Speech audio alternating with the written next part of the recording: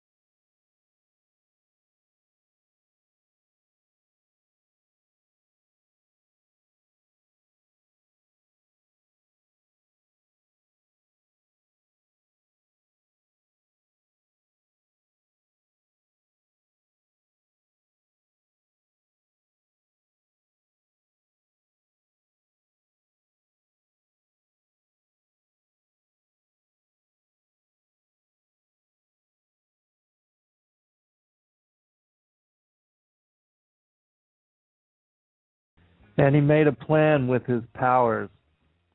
He sent his angels to the daughters of men, that they might take some of them for themselves and raise offspring for their enjoyment. And at first they did not succeed. When they had no success, they gathered together again and they made a plan. They created a counterfeit spirit who resembles the spirit who had descended, so as to pollute the souls through it. And the angels, they changed themselves into their likeness, into the likeness of their mates, the daughters of men, filling them with the spirit of darkness which they had mixed for them, and with evil. They brought gold and silver and a gift of copper and iron and metal, of all kinds of things. And they steered the people who had followed them into great troubles by leading them astray with many deceptions. They, the people, became old without having enjoyment. They died not having found truth and without knowing the God of truth. And thus the whole creation became enslaved forever, from the foundation of the world until now. And they took women and begot children out of the darkness according to the likeness of their spirit. They closed their hearts and they hardened themselves through the hardness of their counterfeit spirit until now. The Apocryphon of John. Welcome, friends, readers, listeners, and viewers. I'm your host, Zen Garcia. This is FallenAngels.tv, and it's August 18th, 2012, a day before my birthday. I'm grateful to the Lord to be alive and to have survived and made it through another year, and this year has been really one of blessing. And so I just pray, Lord, that I follow your guidance, your direction, your will for my life, and that I just continue to serve you in whatever capacity you would have me do. And I just pray to only bring truth to your people, to sound the trumpet, and to be a watchman on the wall for you, to be a humble foot washer and a servant unto humanity. This is my greatest aspiration, is only to serve you and to serve your Son and the Holy Spirit. In your name and your Son's name I pray. Amen. I pray this all for you as well. But today I'm going to be covering Melek Taus. And for a lot of people, you have never heard of the mythology or the legends or the traditions connected to Melek Taus. Basically, Melek Taus is just another form.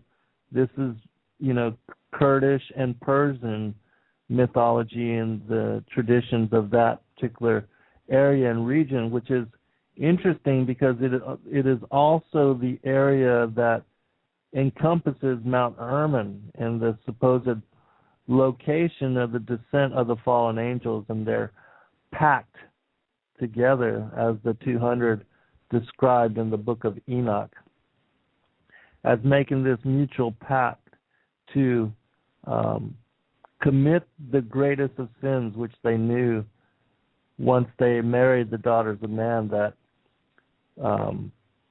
they were committing such atrocity that they may not be forgiven, that they were doing the unpardonable, and yet they continued and in their pursuit, and it led, as we know the story, it led to the birth of the giants, a hybrid race of beings, which then began to war against the regular seed of humanity, the children of Adam through Seth, and that they became cannibals and eating and drinking the blood of humanity in a ritualistic way and through religion and sacrifice.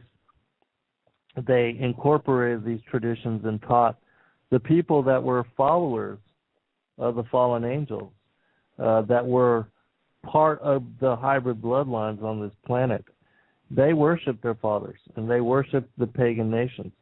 And this particular tradition, which is a Yazidi tradition, again based there out of Kurdistan, northern Iraq, that particular area, Turkey, southern Turkey, that particular area. And these people are known by the other people of the surrounding neighboring regions, the tribes. They call them devil worshippers. And the reason being is because they worship this Melek Taus. And this Melek Taus, which is called a Peacock Angel, is nothing more than another embodiment of the Nakash, which is the feathered serpent. And so you have all these ancient traditions that have incorporated into their stories the feathered serpent in one way or another. And so once you understand and once you know that the Nakash, this race of beings, these reptilian, dragon, shape-shifting angels, that they are part of history, and they are part of our experience in this world, and they're part of that supernatural war, the war in heaven that is ongoing here upon this planet, through the enmity between the seed of the woman and the seed of the serpent that was brought here. And it is ongoing, and that war continues to rage even to this day. And that there are people dedicated, wholly dedicated and committed, as much as we are to serving Christ and following the commandments and serving the Father and the Son. There are another group, the sons of darkness, the sons of Belial, that are dedicated, the sons of the serpent. They are dedicated to bringing forth evil and uniting the world in the New World Order, which is a global conspiracy of massive proportions that has been conveyed and orchestrated over centuries and centuries of time. And so I wanted to bring this information to you to give you a little bit of background of not only this story, but also into these people, because I'm going to read, they have a couple of texts that are very holy to them, and they're very short texts. I should be able to cover both of them in this show easily, and also cover other things. But in reading these particular texts, you're going to realize that it sounds like Freemasonic fraternity, basically. And so you can use your own opinion as to what these people are worshiping and what these people are, because these pagan religions go all the way back to worshiping the ancient serpent. And so here is another form, and this worship is ongoing. There's a number of these tribes still in place in northern Iraq and Turkey and the surrounding areas. But I just wanted to introduce you a little bit to this oral tradition. And just to read a little bit from the Wiki to give you a background, and then we'll go into this. Melek Taus, Persian, Kurdish for the Peacock Angel, is the Yazidi name for the central figure of their faith. In the Yazidi belief system, God created the world, and it is now in the care of a Heptad, or 7 holy beings, often known as angels, or called the 7 mysteries. Preeminent among these is Tawûsê Melek, frequently known as Melek Taus in English, the Peacock Angel. According to the Encyclopedia of the Orient, the reason for the Yazidis' reputation of being devil worshippers is connected to the other name of Melek Taus, Shaytan, the same name that the Koran has for Satan, or in the Koran he's called Shaytan, Shaitan, and we know him as Satan in Christian lore. Okay, just only going to read a little bit of this just to give you a background, and then we'll go into the story. Furthermore, the Yazidi story regarding Tawûsê Melek's rise to favor with God is almost identical to the story of the jinn Iblis in Islam, Iblis, which in Islam that is Satan as well, except that Yazidis revere Tawûsê Melek for refusing to submit to Adam, while the Muslims believe that Iblis's refusal to submit caused him to fall out of grace with God and to later become Satan himself. Tawûsê Melek is often identified by Muslims and Christians with Satan. The Yazidis, however, believe that Tawûsê Melek is not a source of evil or wickedness. They consider him to be the leader of the archangels and not a fallen angel. They are forbidden from speaking the name of Shaytan, but they also hold that the source of evil is the heart and the spirit of humans themselves, not in Tawûsê Melek. All right, so before I go into actually reading, I want to give a shout out to everybody in the chat room and for all the guests and for all those that will later come. But I'm going to tie this story to the Nakash. We're going to tie this to Genesis chapter 3 and bring forth the information that is going to help you to understand who these beings are and how it is that all these oral traditions across the globe, across the world, what it is that they're talking about and what it is that they're describing. Because these powers, these principalities, these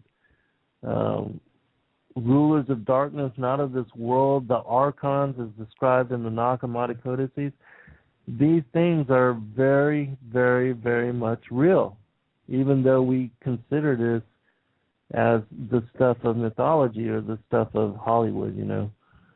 But there's reality to the ancient mythologies, the stories, the traditions.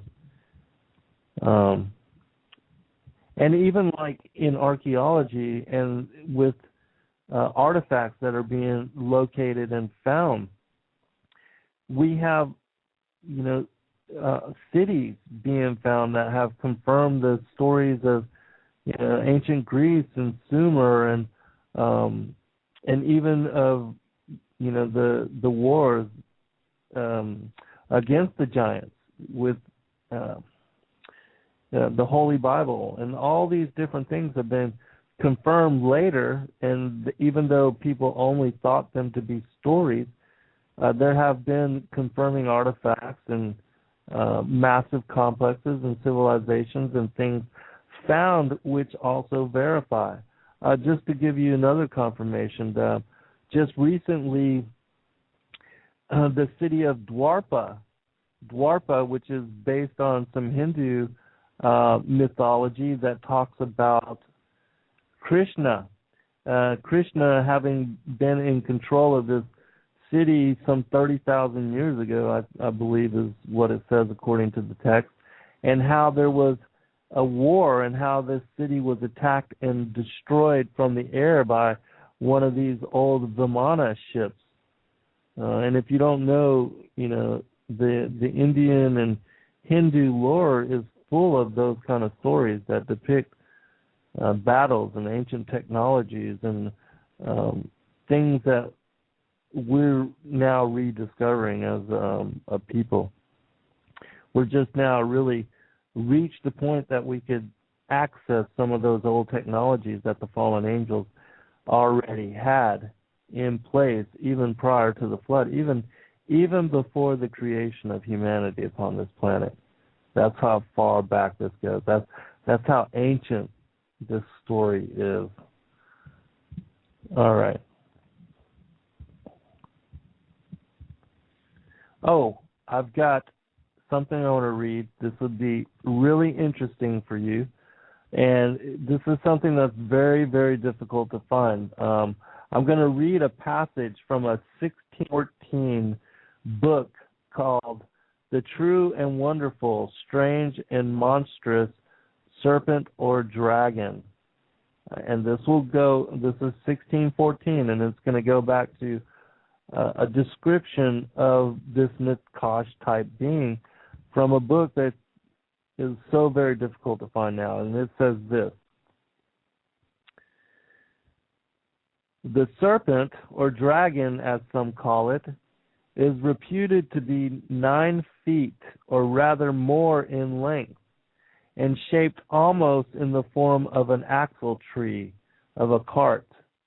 A quantity of thickness in the midst and somewhat smaller at both ends, The former part, which he shoots forth as a neck, is supposed to be an ell long, with a white ring, as it were, of scales about it. The scales along his back seem to be blackish, and so much as is discovered under his belly appeared to be red. For I speak of no nearer description than of a reasonable ocular distance. For coming too near, it hath already been too dearly paid for, as you shall hear hereafter. It is likewise discovered to have large feet, but the eye may be there deceived. For some suppose the serpents have no feet, but glide upon certain ribs and scales, which both defend them from the upper part of their throat unto the lower part of their belly, and also cause them to move much the faster. For this doth and rids way, as we call it, as fast as a man can run.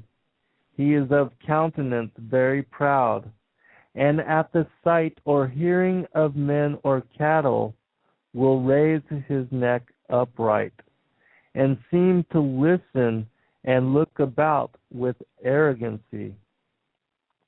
There are likewise on either side of him discovered two great bunches, so big as a large football, and as some think will in time grow to be wings. But God, I hope, will defend the poor people in the neighborhood, that he shall be destroyed before he grow so fledged. He will cast his venom about 4 rods from him, as by woeful experience it was proved on the bodies of a man and a woman coming that way, who afterwards were found dead, being poisoned and very much swelled, but not preyed upon. Likewise, a man going to chase it, and as he imagined to destroy it, with 2 mastiff dogs, as yet not knowing the great danger of it, his dogs were both killed, and he himself glad to return with haste to preserve his own life. Yet this is to be noted, that the dogs were not preyed upon, but slain and left whole. For his food is thought to be, for the most part, in a coney warren, which he much frequents, and it is found much scanted and impaired in the increase it had wont to afford. These persons, whose names are hereunder printed, have seen this serpent, beside divers others, as the carrier of Horsham, who lieth at the White Horse in Southwark, and who can certify the truth of all that has here been related. So this is a pretty interesting book. I don't know if you can find it maybe on the web. It's called True and Wonderful, A Strange and Monstrous Serpent or Dragon. And it's about this discovery in this particular place that talks about this 9-foot Nakash type creature and how it had these tufts that would later become wings. Interesting, huh? Yeah. All right, so let me go into one other thing here. And then I'll read from the Melek Taus stuff.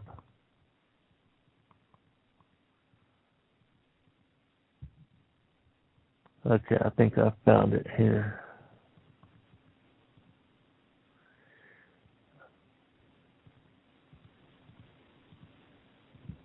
All right. One more chapter.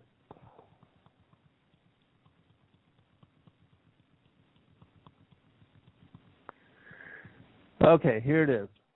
Now, I had read many times several passages from different fragments that also talk about and specify as to these Nakash type beings.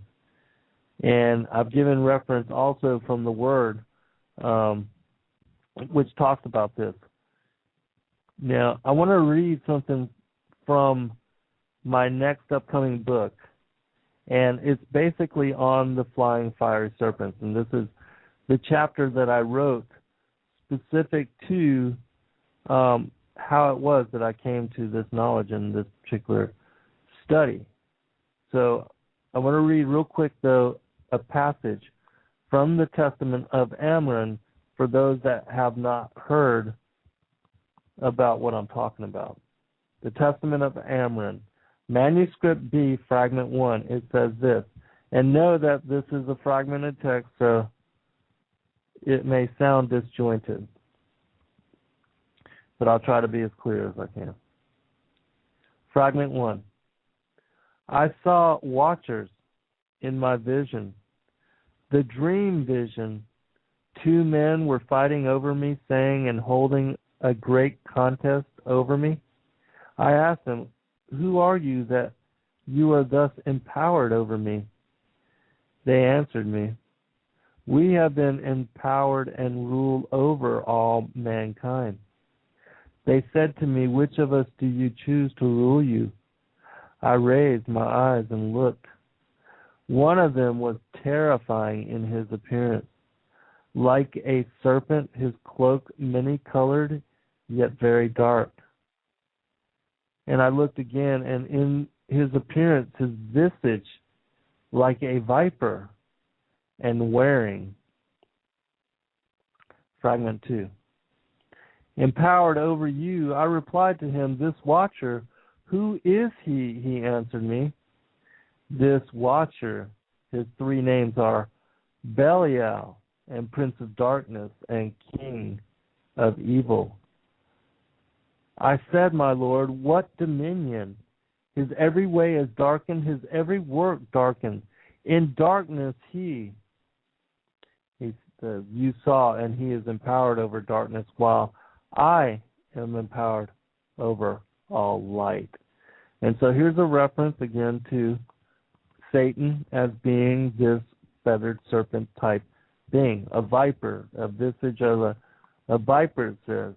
Many cloaked, a cloak of many colors, which is interesting because some of the feathered serpents, the images of the feathered serpents are also cloaked in many colored.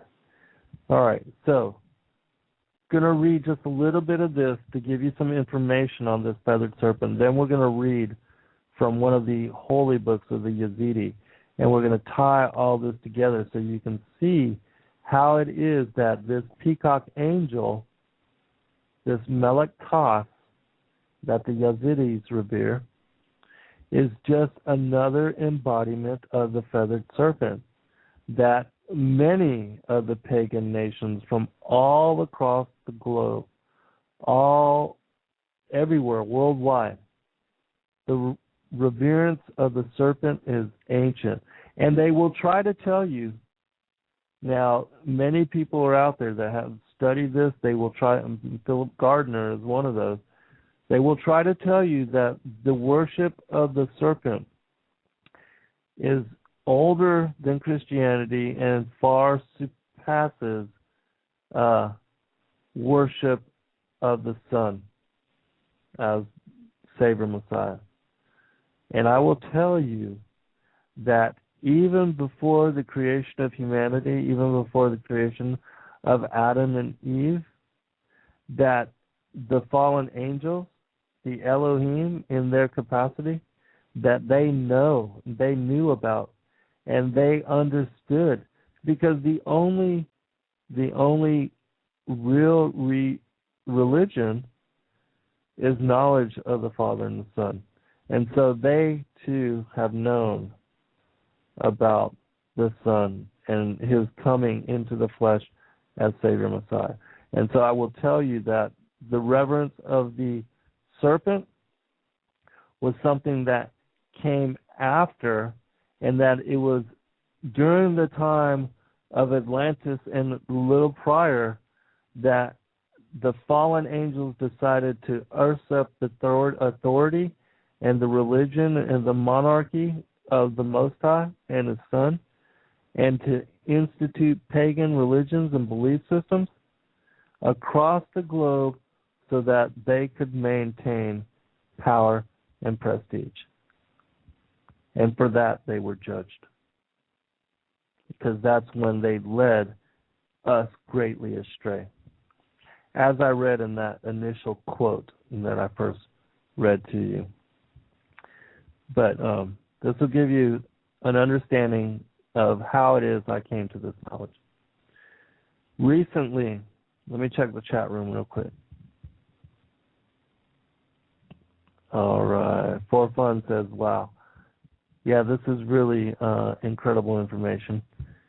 And it's something still that is not readily being explored or explained by many out there. Even those that are studying the Nephilim and the giants, the connections as far as the Nakash and the feathered serpent, I don't really know of many others that are really talking about that. But anyways, recently one of my Bulgarian listeners, Alexander Bettis, sent to me an interesting text that has not yet even been released to Western culture in English. Dr. Stephen Guide, in his series entitled The Thracian Script Decoded, Books 1 through 4, deciphered this ancient Thracian hieroglyphic writing system, which he claims precedes Sumerian cuneiform by 1,000 to 1,500 years. In decoding this script, we are introduced to the first post-flood civilization established after the biblical deluge of Noah's day.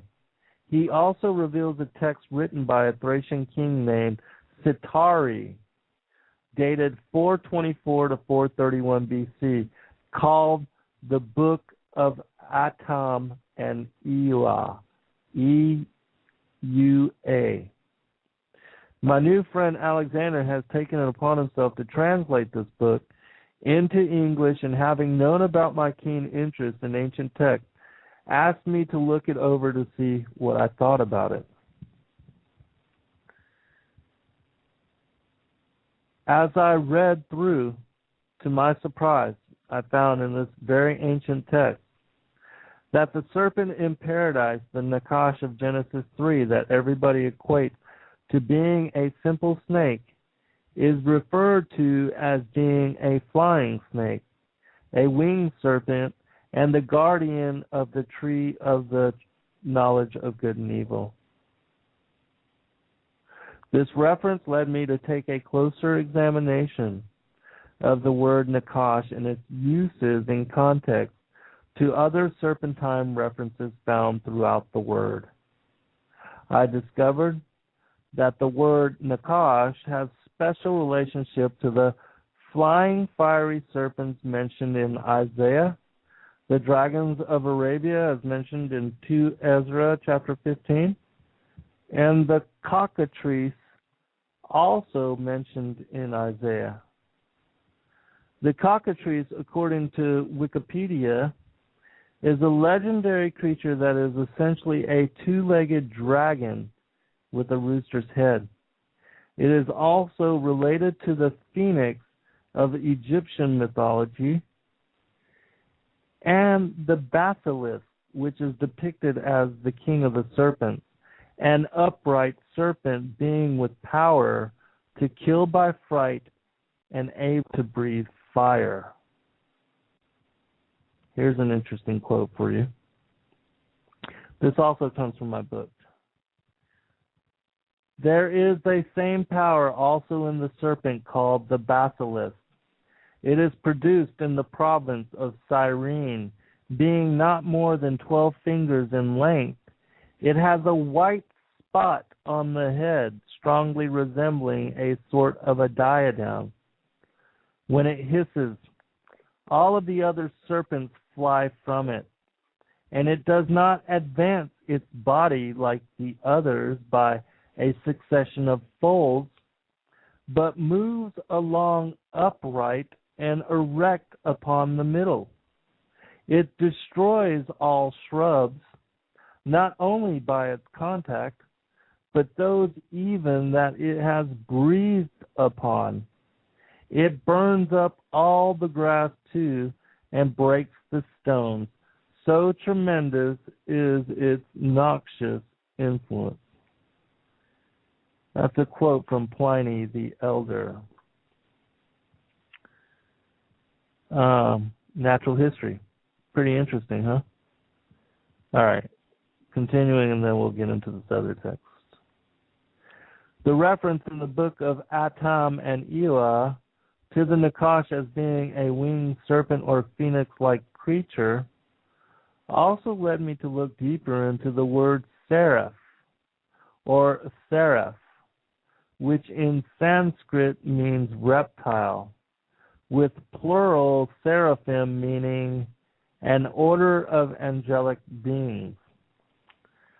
Seraph, S-A-R-A-F, and seraph, S-A-R-A-P-H,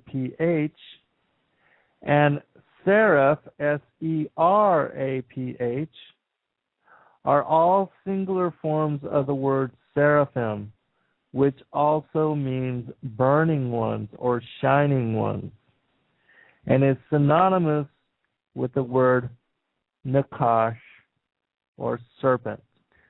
Dr. Henri M. Morris confirms in his book, The Genesis Record, that some scholars like myself assert the Nakash originally meant upright, shining creature, and that the word is associated with an angel or a divine being who was also an enchanter.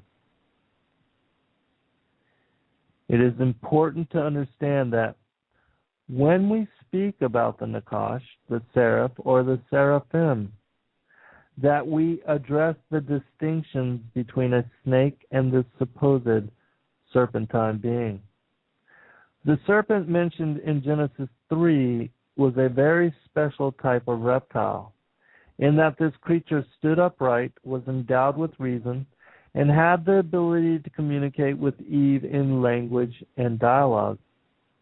Not only was this Nakash endowed with these certain traits, it is also mentioned as being the most cunning of the Lord's creatures in its ability to beguile or seduce others into committing sin. The serpent depicted in the garden was more like the basilisk than a snake, and was associated also to the seraphim, the six-winged celestial angels that had once served before the face of the Lord. But being led in rebellion by Lucifer, became those rebel angels which lost their first estate during the prior rebellion and war in heaven, which, of course, we know occurred during the First World Age. These angels were later joined by the fallen watchers that fell during the time of Yared, which occurred after the creation of modern-day Adam and Eve and the advent of the Second World Age. The seraphim angels are the Nakash, the dragon angels that were banished from the upper heavens by Michael and the cherubim. This order of angels is also cited in the book of Enoch as being the dracones, or serpents. In Hebrew, Nakash is translated shine, as in the shine of brass or whisper, like in the subtle chanting of an incantation, or the conjuring of an enchantment. The Nakash was not and is not a literal snake, especially in the sense of a snake that has no arms and legs and move about on its belly. This Nakash was, in a literal sense, a shining enchanter capable of shrewd, smooth, or slick behavior that he utilized in deceiving Eve, our mother. I firmly believe that this Nakash was, as suggested, an angel diviner, an enchanter, who, as guardian of the tree of knowledge of good and evil, beguiled Eve into initially eating of the forbidden fruit.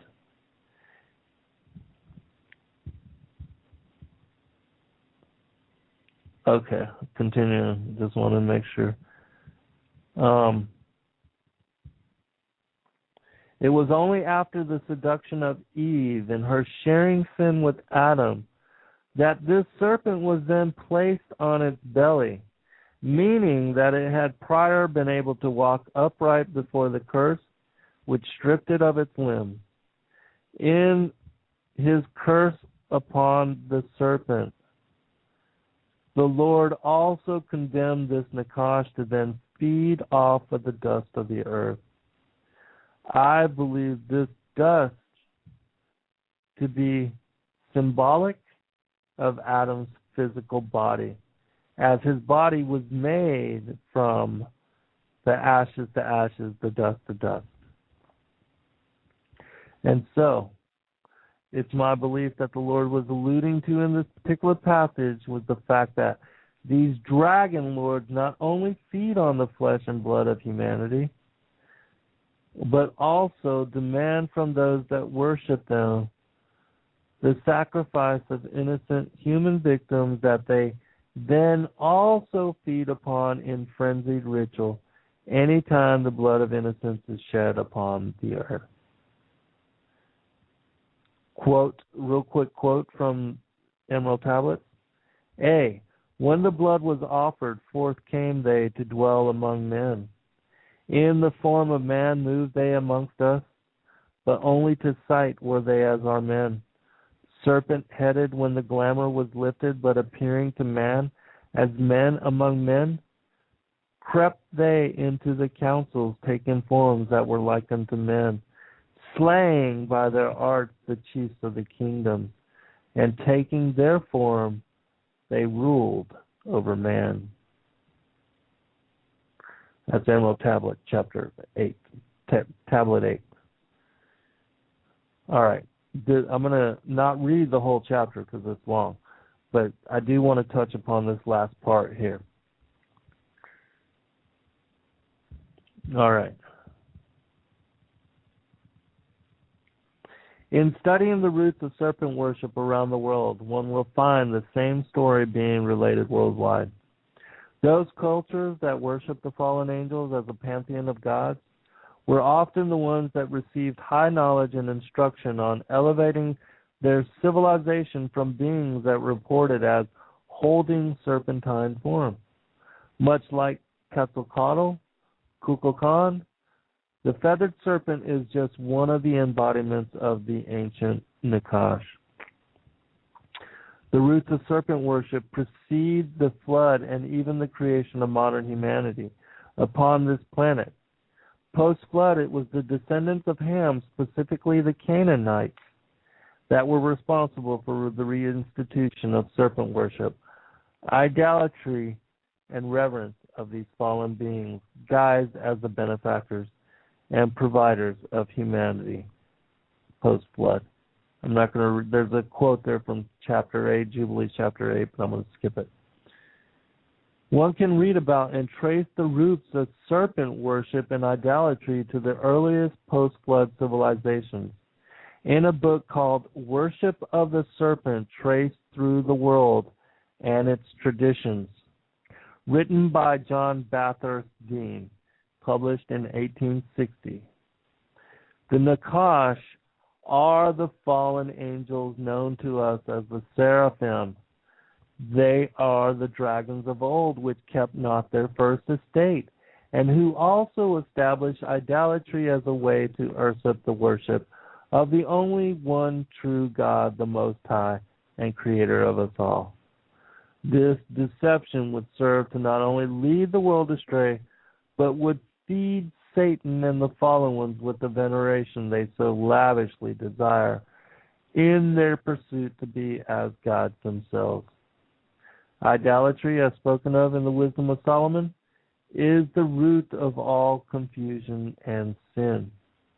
And unless one understands that idolatry is associated to the worship of these dragon lords as gods, and that this worship is directly associated to the beguiling of Eve by the Nakash of Genesis 3, one would not know why the Lord hates idolatry as an institution, and why the first two commandments of the Ten Commandments has to do with idolatry and the worship of foreign gods in placing others before Him. I think that's a good place to stop. There's so much. Oh, wait, there was an actual question about the royal line, so I have to continue because I actually go into that. So I'm gonna read just a little bit more. We've got a little bit of time. I should have plenty of time to cover that other part of the text. Okay, For Fun asked, I wonder which ones the royal family are. They are also of the line of Cain and of the Nakash. They are also this Melek, of the Melek Taus.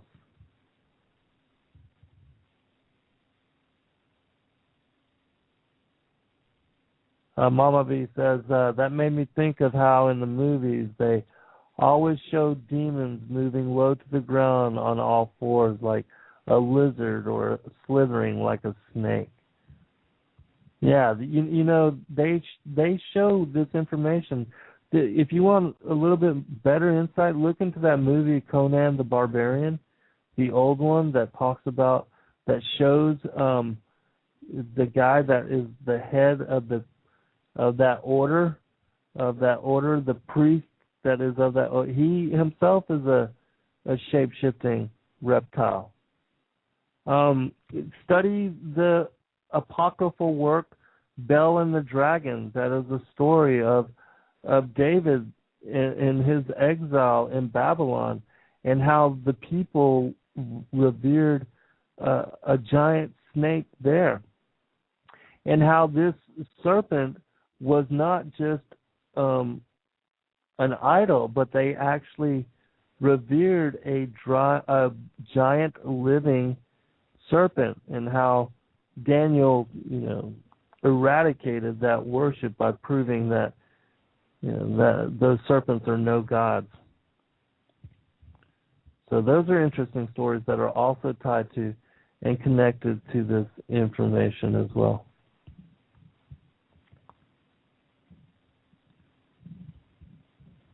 All right. This is going to tie something together for you as well. Another incident of particular interest associated with the Nakash is a rebellion mentioned as having taken place during the Exodus from Egypt, under the leadership of Moses and Aaron by the children of Ham, who, like the people of Egypt, worshipped serpents as their gods. The Egyptian gods, like the pagan gods of other nations, were the hybrid demigods born from the copulation of angels with the daughters of men. In the earliest days of our ancestors, the fallen ones appointed themselves rule over the vast cultures and civilizations that they were then springing up worldwide. They were the ones that spawned the hybrid royal line, celebrated throughout all pagan nations and religions as the overseers of humanity. Those that look into these connections will find that the Egyptian gods, as well as the pharaohs that ruled over Egypt, are often depicted as partially serpentine, or are depicted with serpents relating their association and reverence for the Nakash of Genesis 3.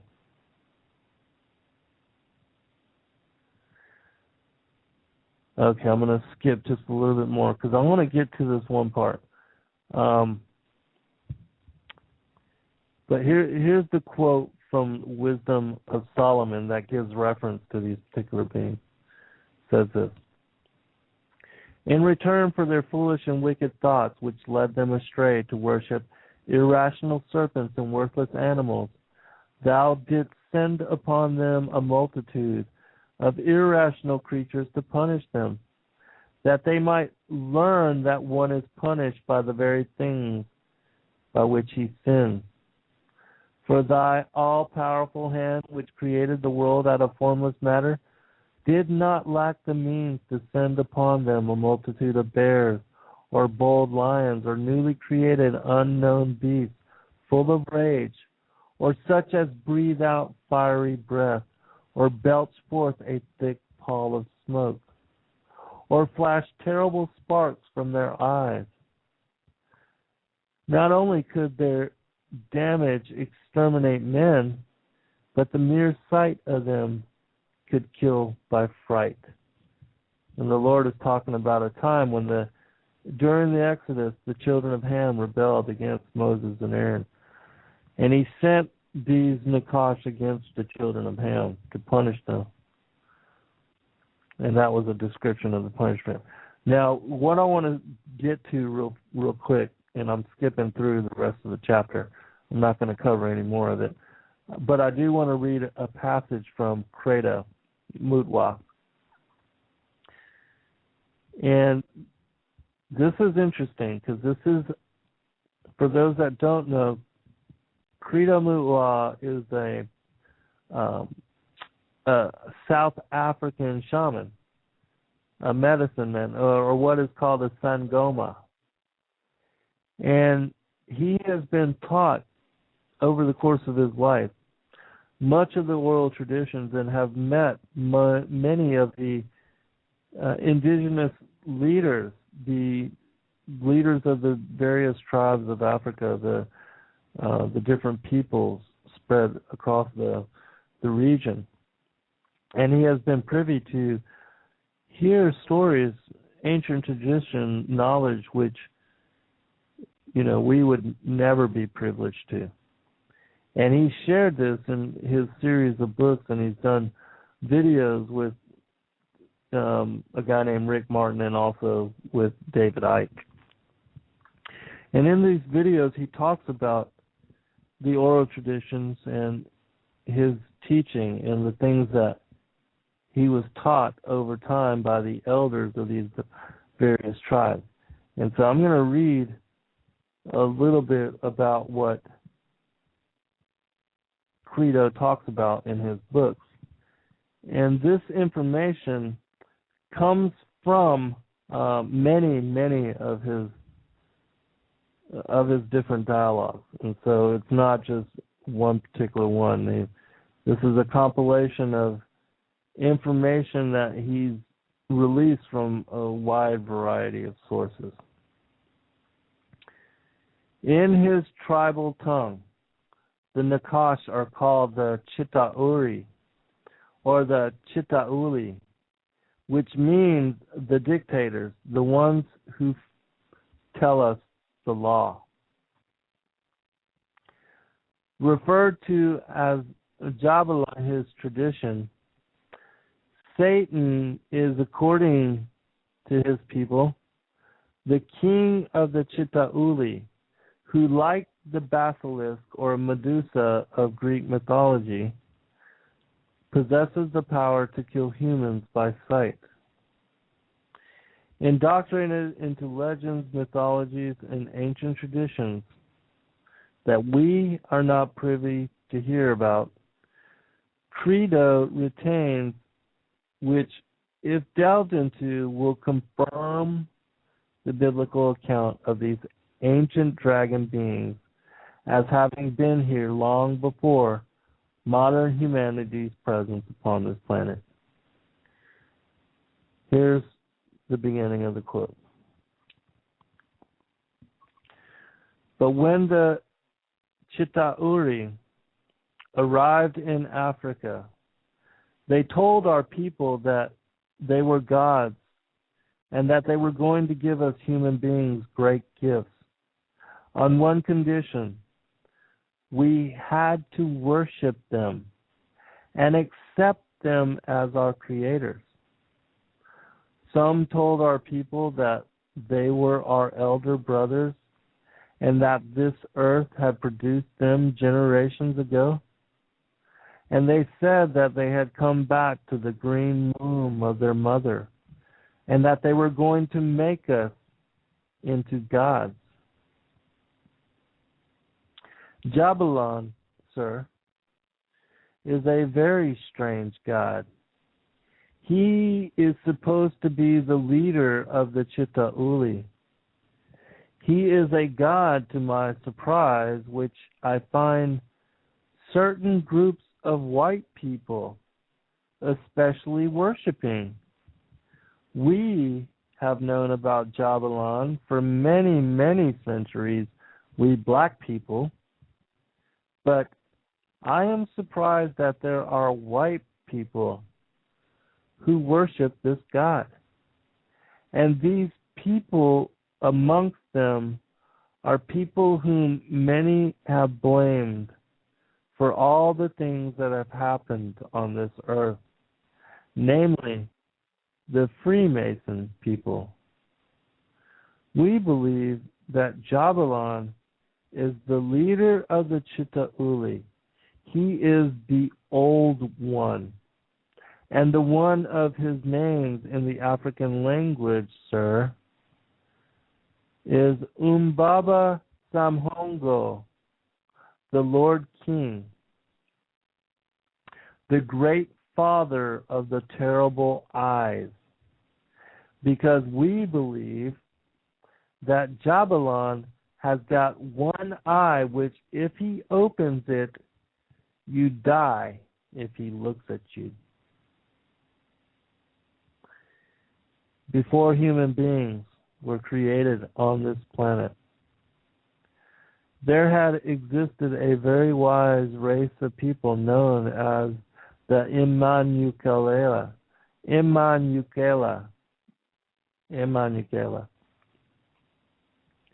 These people had come from the constellation known to white people as Orion, and they had inhabited our earth for thousands and thousands of years, and that before they had left our earth to return once more to the sacred spider constellation, they made a great evacuation under the earth, beneath the Ruwenzori mountains, the mountains of the moon, and deep in the bowels of Mother Earth, the Immanucala built a city of copper buildings, a city with a wall of silver all around it, a city built at the huge mountain of pure crystal, the mountain of knowledge, the mountain from which all knowledge on earth comes, and a mountain to which all knowledge on earth ultimately returns. No matter where you go in Africa, no matter how deep into the interior of the dark continent you tread, you will find very ancient stories which are incredibly similar. You will find African tribes and races who will tell you that they are descendants from gods who came out of the skies thousands of years ago.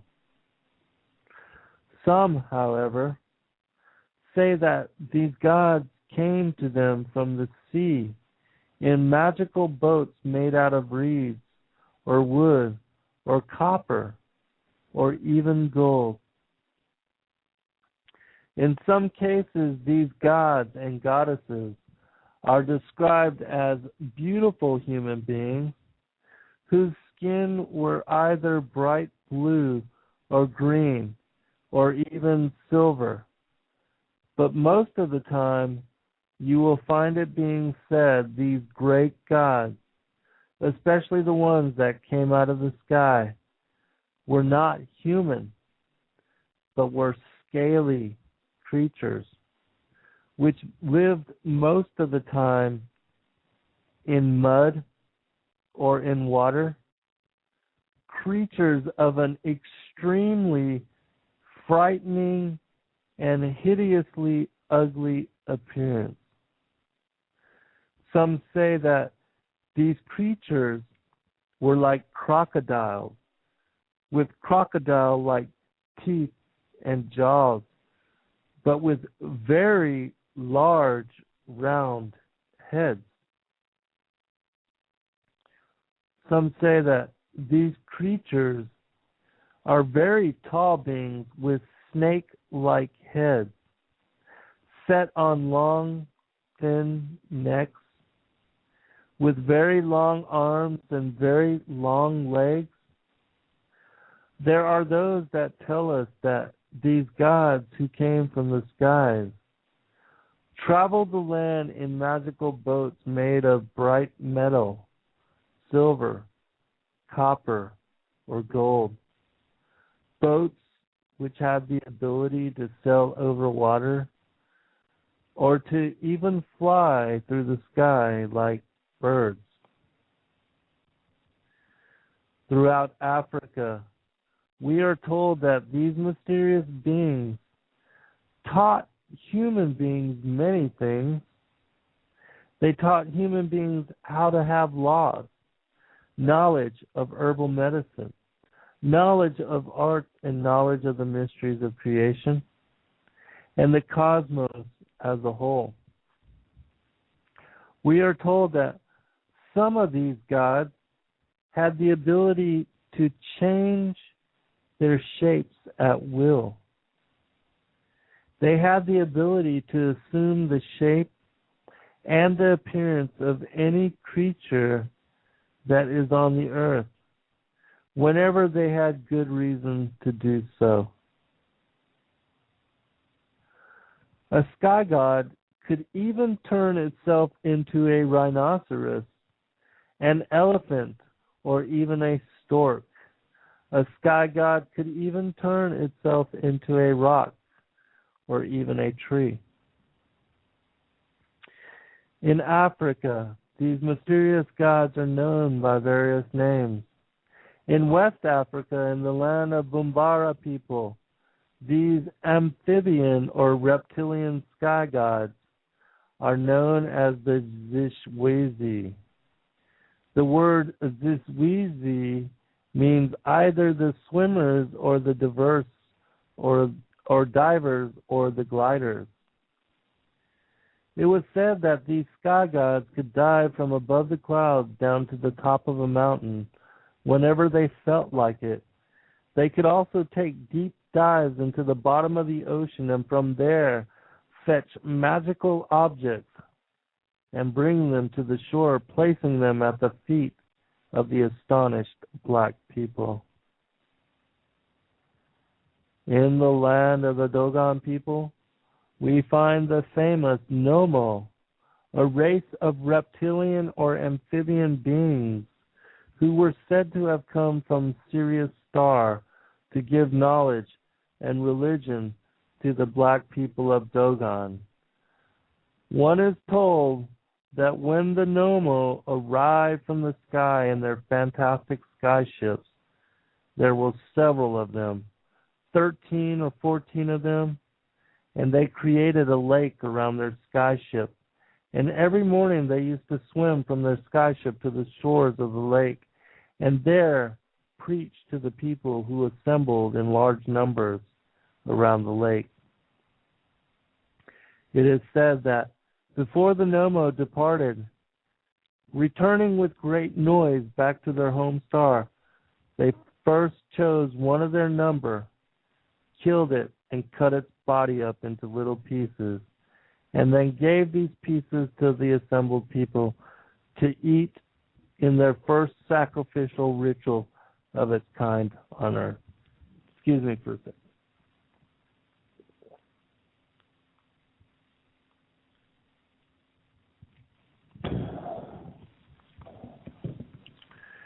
In the Americas, in South and Central America mostly, the feathered serpent is called Quetzalcoatl.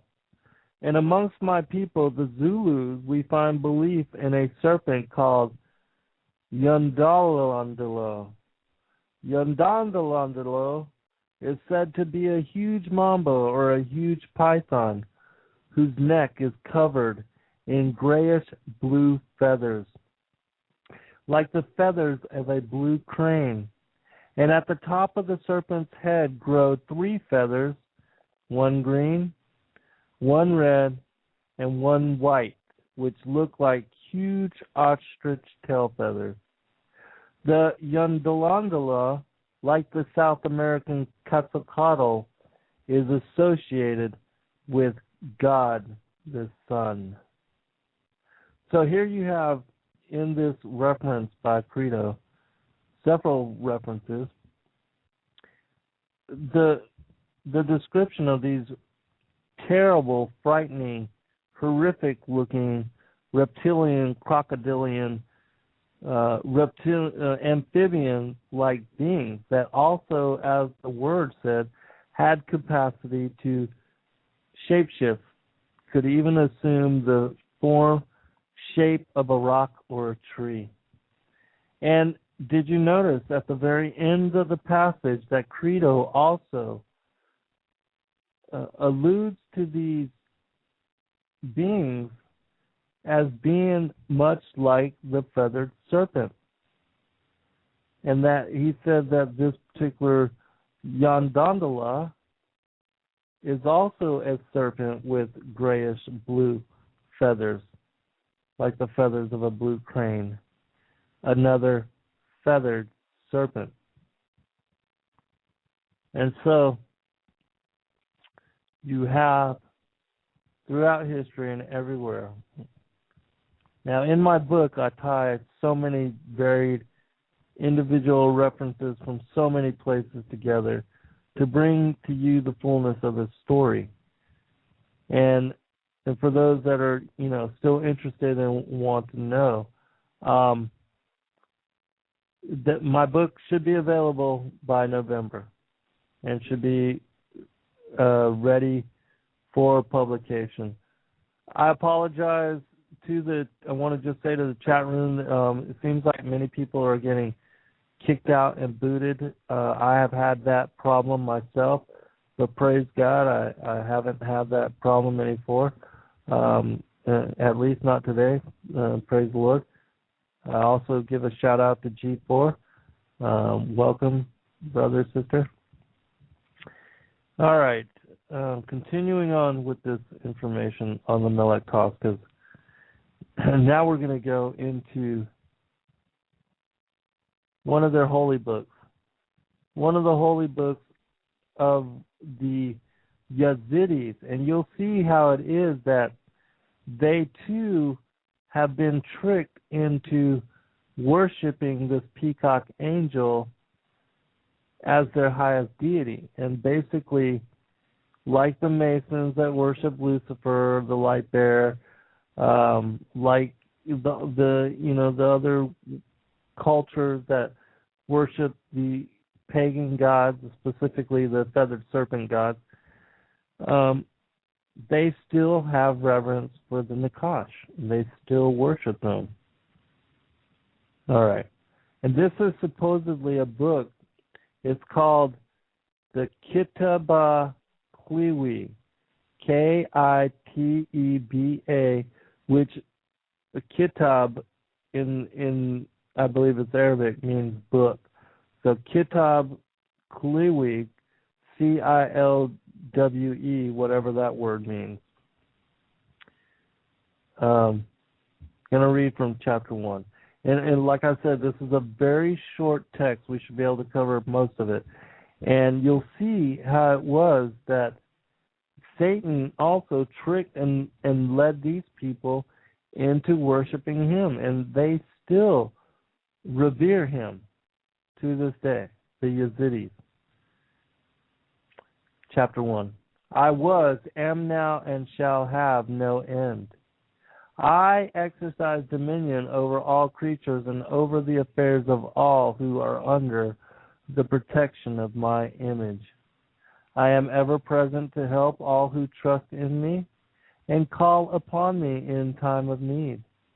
There is no place in the universe that knows not my presence. I participate in all the affairs which those who are without call evil, because their nature is not such as they approve. Every age has its own manager, who directs affairs according to my decrees. This office is changeable from generation to generation, that the ruler of this world and his chiefs may discharge the duties of their respective offices, every one in his own turn. I allow everyone to follow the dictates of his own nature, but he that opposes me will regret it sorely. No God has a right to interfere in my affairs, and I have made it an imperative rule that everyone shall refrain from worshiping all gods. All the books of those who are without are altered by them, and they have declined from them, although they were written by the prophets and the apostles. That there are interpolations in seen is the fact that each sect endeavors to prove that the others are wrong and to destroy their books. To me, truth and falsehood are known. When temptation comes, I give my covenant to him that trusts in me. Moreover, I give counsel to the skilled directors, for I have appointed them for periods that are known to me. I remember necessary affairs and execute them in due time. I teach and guide those who follow my instruction. If anyone obey me and conform to my commands, he shall have joy, delight, and goodness. You can see by this theology, Lucifer, the whole me, self-vain, aggrandizing glory, fully the fingerprints of Lucifer all over. Chapter 2. I requite the descendants of Adam and reward them with various rewards that I alone know. Moreover, power and dominion over all that is on earth, both that which is above and that which is beneath, are in my hand. I do not allow friendly association with other people, nor do I deprive them that are my own, and that obey me of anything that is good for them. I place my affairs in the hands of those whom I have tried and who are in accord with my desires. I appear in diverse manners to those who are faithful and under my command. I give and take away. I enrich and impoverish. I cause both happiness and misery. I do all this in keeping with the characteristics of each epoch, and none has a right to interfere with my management of affairs. Those who oppose me, I afflict with disease, but my own shall not die like the sons of Adam that are without. None shall live in this world longer than the time set by me, and if I so desire, I send a person a second time or a third time into this world, or into some other by the transmigration of soul. Chapter 3. I lead to the straight path without a revealed book. I direct aright my beloved and my chosen ones by unseen means. All my teaching is easily applicable to all times and all conditions. I punish in another world all who do contrary to my will. Now, the sons of Adam who do not know the state of things that is to come, for this reason they fall into many errors. The beasts of the earth, the birds of heaven, the fish of the sea are all under the control of my hands. All treasures and hidden things are known to me, and as I desire, I take them from one and bestow them upon another. I reveal my wonders to those who seek them, and in due time my miracles to those who receive them from me. But those who are without are my adversaries, hence they oppose me. Nor do they know that such a course is against their own interests. For might, wealth, and riches are in my hand, and I bestow them upon every worthy descendant of Adam. And thus the governments of the world, the transition of generations, and the changes of their directors are determined by me from the beginning. So you see how here Satan uses,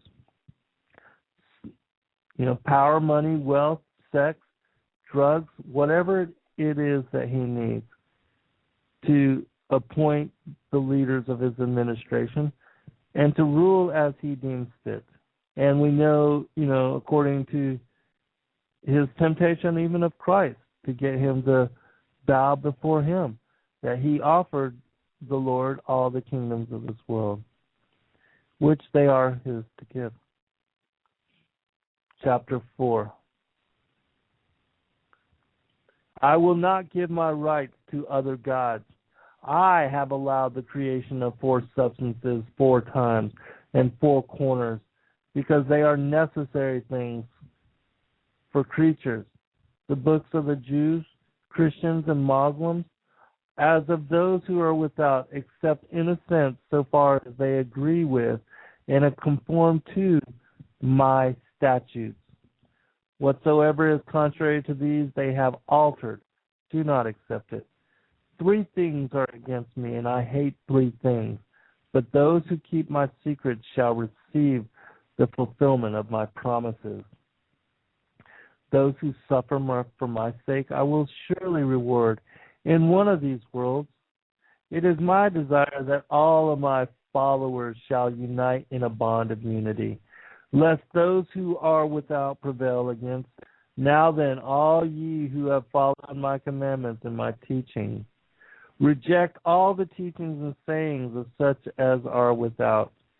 I have not taught these teachings, nor do they proceed from me. Do not mention my name nor my attributes, lest ye regret it, for ye do not know what those who are without may do. This is the final chapter of this particular, then we'll talk about it. Chapter 5. O ye that have believed in me, honor my symbol and my image, for they remind you of me. Observe my laws and statutes, obey my servants, and listen to whatever they may dictate to you. Of the hidden things, receive that which is dictated, and do not carry it before those who are without, Jews, Christians, Muslims, and others, for they know not the nature of my teaching. Do not give them your books, lest they after them without your knowledge. Learn by heart the greater part of them, lest they be altered. Now this is just one of the, like I said, the holy text of the Yazidis. But for those that don't know, the Yazidis actually worship Satan. And supposedly he dictated, much as he dictated to Aleister Crowley, the Book of the Law. That little gray alien, I forget what his name was, but yeah, that book was dictated as well. Here's the name of this book. Thank you, G4, for the birthday wishes.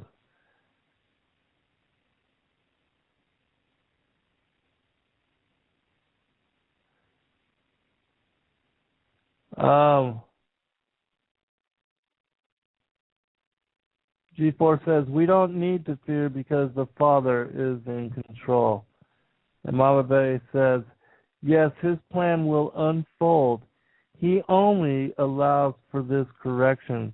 If one is humbled to obey him, the law, so great of love, Our Father, seek his face, thoughts, mind, and his spirit, and he will teach all things in truth. No lies in it.